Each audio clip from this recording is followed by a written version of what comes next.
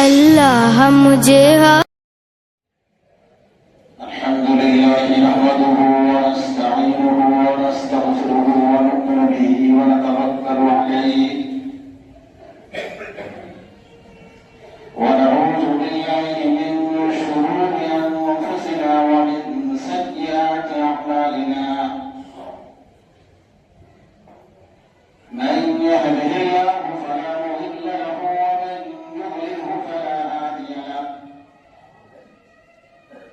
ونشهد أن لا إله إلا الله وحده لا شريك له ونشهد أن محمدا عبده ورسوله رب اشرح لي صدري ويسر لي أمري واحلل عقدة من لساني يفقهوا قولي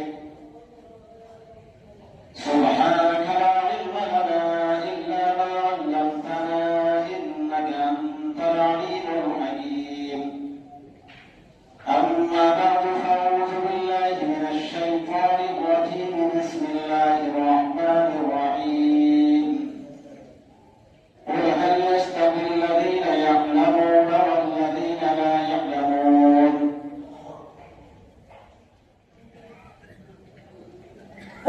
وقال النبي صلى الله عليه وسلم طلب العلم أفضل عند الله من الصلوات والحج والجهاد أو كما قال النبي صلى الله عليه وسلم. محترم بزرگ اور دوستو، بات چل رہی تھی علم کے مقام کے اوپر.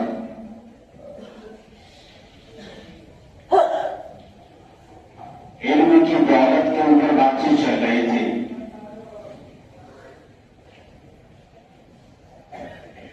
علم ہی کی بدولت ہم نے بتلایا تھا آپ کو کہ علم ہی کی بدولت اللہ تبارک و تعالیٰ نے فرشتوں کے ذریعے حضرت آدم علیہ السلام کے تخت کو پورے جہان میں پھروایا.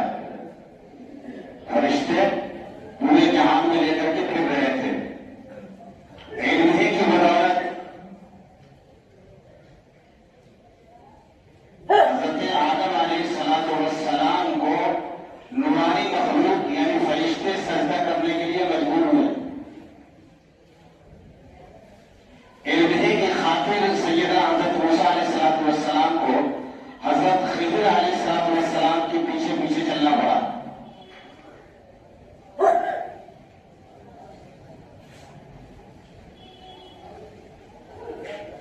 اور سیدہ حضرت یوسف علیہ السلام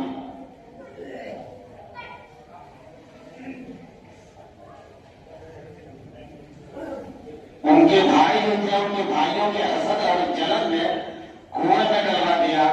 اللہ تبارک و تعالیٰ نے کنویں سے نکلوایا، پھر غلام بنا کر کے بیچا گیا ان کو. اور وہ اپنے حسن و جمال کی وجہ سے قید خانے میں گئے. بادشاہ مصر نے قید خانے میں ڈالا. ان کے حسن کی وجہ سے وہ قید خانے میں گئے. حضرت زلیخا علیہ السلام ان کے حسن پر دیوانی ہو گئی تھی، مستانی ہو گئی تھی. ان کے حسن نے ان کو قید خانے میں ڈلوایا. لیکن حضرت یوسف علیہ السلام کا جو علم تھا، ان کے علم نے ان کو شاہی تخت پر بیٹھا دیا، مصر کے خزانوں کا مالک بنا دیا.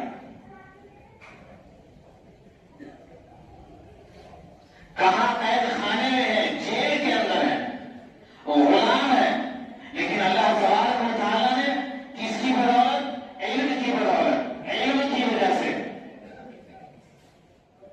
اللہ تعالیٰ نے ان کو بادشاہ بنا دیا مصر کا، مصر کے خزانوں کا مالک بنا دیا. آپ دیکھ رہے ہیں کتنا عظیم مقام ہے علم کا. جن کو غلام بنا کر کے بیچ دیا گیا وہ کون بن گیا؟ غلاموں کا مالک بن گیا، غلاموں کا بادشاہ بن گیا. اب تک غلام تھا، اب کیا ہو گیا؟ وہی غلام بادشاہ بن گیا. تمام مصر کے لوگ غلام بن گئے اس کے. یہ کس کی بدولت ہوا، کس کی برکت سے ہوا، کس کی قوت سے ہوا؟ یہ علم کی دولت سے ہوا، علم کی برکت سے ہوا.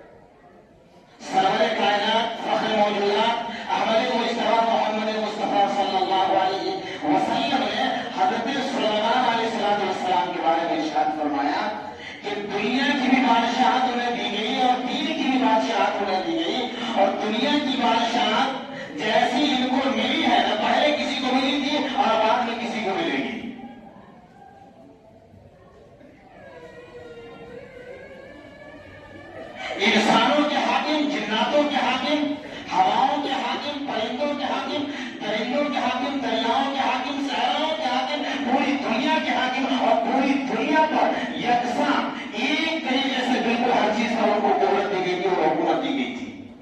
کن کو؟ حضرت سلیمان علیہ السلام کو. اتنا بڑا حاکم، پوری دنیا کا حاکم، اور صرف انسان کا حاکم ہے بلکہ تمام مخلوقات کا حاکم.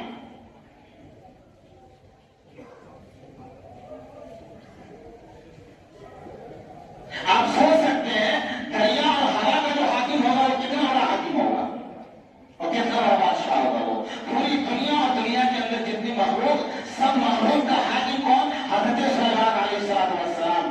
لیکن ان کو جو ہے ایک موقع ایسا آیا کہ ایک چڑیا کے سامنے جو ہے جھکنا پڑا. ایک چڑیا کی بات ماننی پڑی، ایک پرندے کی بات ماننی پڑی.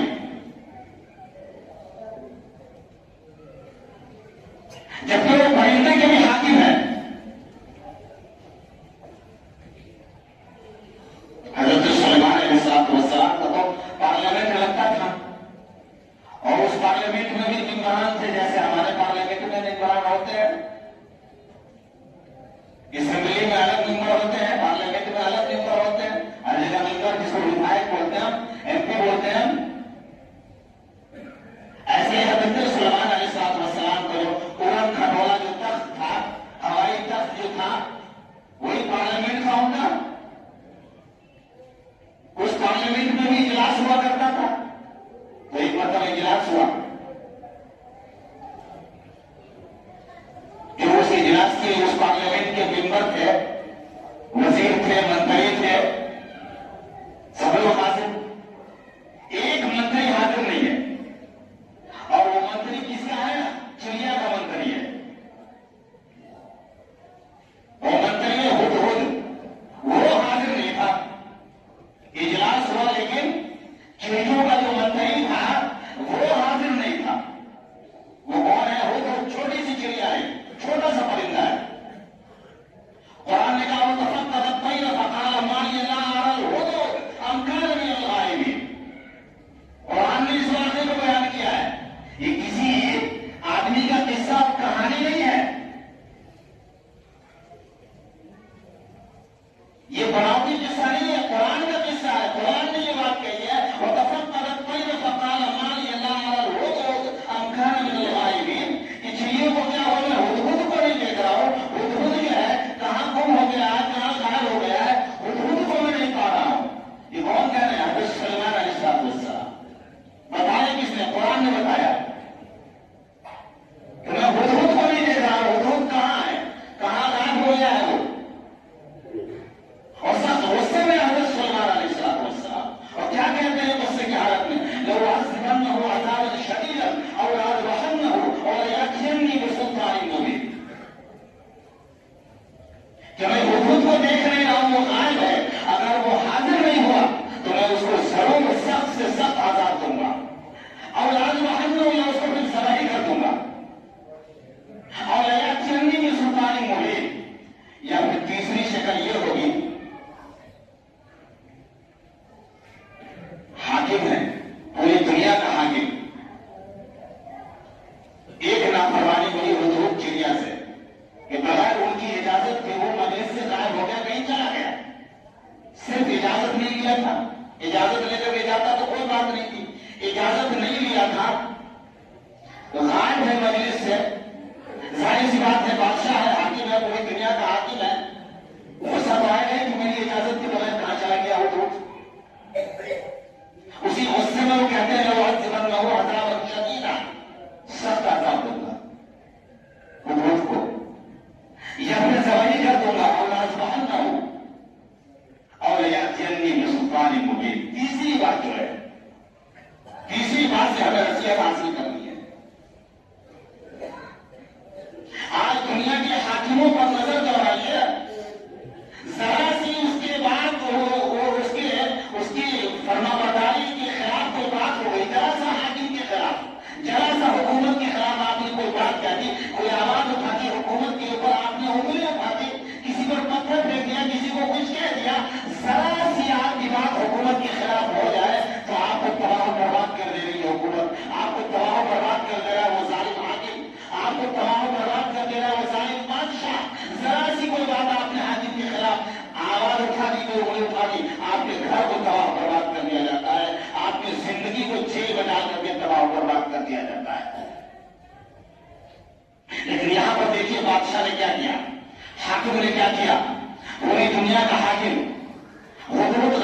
ان کی مرضی کے خلاف اس نے ایک کام کیا ہے،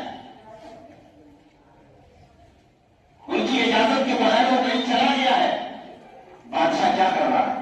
بادشاہ نے پہلی چیز کہا کہ لَأُعَذِّبَنَّهُ عَذَابًا شَدِيدًا، ہم اس کو سخت عذاب دیں گے، سخت مصیبت میں مبتلا کر دیں گے، یا پھر اس کو ذبح کر دیں گے۔ یا پھر تیسری چیز جو بادشاہ کہہ رہا ہے، پوری دنیا کا حاکم کہہ رہا ہے، اور لَيَأْتِيَنِّي بِسُلْطَانٍ مُبِينٍ، یا پھر کوئی ایسی وجہ بتلائے اپنی صفائی میں جو وجہ اس کی قابل اعتبار ہوگی، ہم اسے چھوڑ دیں گے، معاف کر دیں گے۔ یہاں تو وجہ پوچھی نہیں جاتی ہم سے اور آپ سے، ہمارے گھروں کو لوٹ لیا جاتا ہے، یہاں تو ہم سے وجہ جھالی نہیں جاتی، ہمیں جیل میں بند کر دیا جاتا ہے۔ لیکن ایک وہ بھی بادشاہ ہے جو پوری دنیا کا بادشاہ ہے، تمام مخلوق کا بادشاہ ہے، وہ دودھ کے بارے میں کیا کہہ رہا ہے؟ تین باتیں کہی، ایک تو یہ کہ سخت عذاب دوں گا، دوسرے ذبح کر دوں گا، لیکن تیسری بات کیا کہہ رہا ہے بادشاہ؟ کہ اگر اس نے اپنی صفائی میں صحیح بات پیش کر دی تو میں اس کو چھوڑ دوں گا، اور لَيَأْتِيَنِّي بِسُلْطَانٍ مُبِينٍ، صاف ستھری بات لائے، دلیل لائے کہ ہم کیوں آئے تھے، کیا وجہ تھی، کیوں ہم چلیں گے آپ کی مرضی کے بغیر، آپ کی اجازت کے بغیر۔ اگر صحیح دلیل اس نے دے دیا حدود نے تو میں اس کو چھوڑ دوں گا۔ تھوڑی دیر گزرا تھا، فَمَكَثَ غَيْرَ بَعِيدٍ، تھوڑی دیر گزرا تھا، حاضر ہو گیا حدود۔ یہ سب بات قرآن کیا ہے؟ فَمَكَثَ غَيْرَ بَعِيدٍ، تھوڑی دیر میں حدود حاضر ہو گیا۔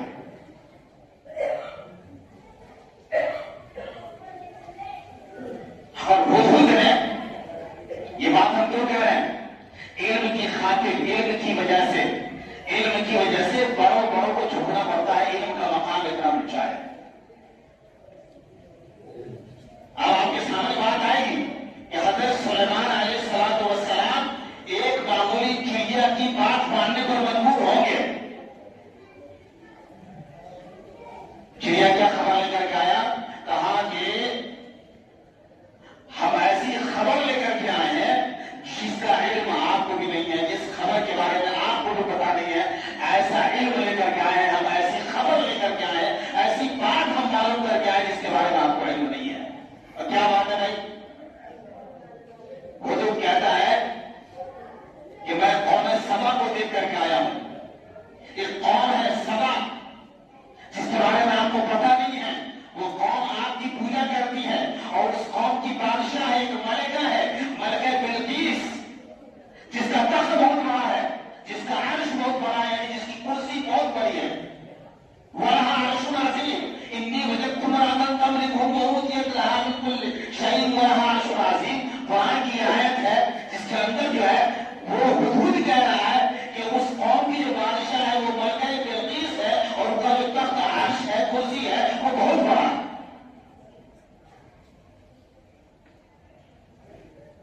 یہ علم جو تھا حدود کا، اور یہ پکا علم تھا، یہ پکی خبر تھی بالکل حدود کی۔ اس بات کو جو ہے حضرت سلیمان علیہ السلام کو ماننا پڑا، ایک چڑیا کی بات ماننی پڑی، صرف کیوں؟ اس لیے کہ حدود کو اس بات کا علم ہو گیا تھا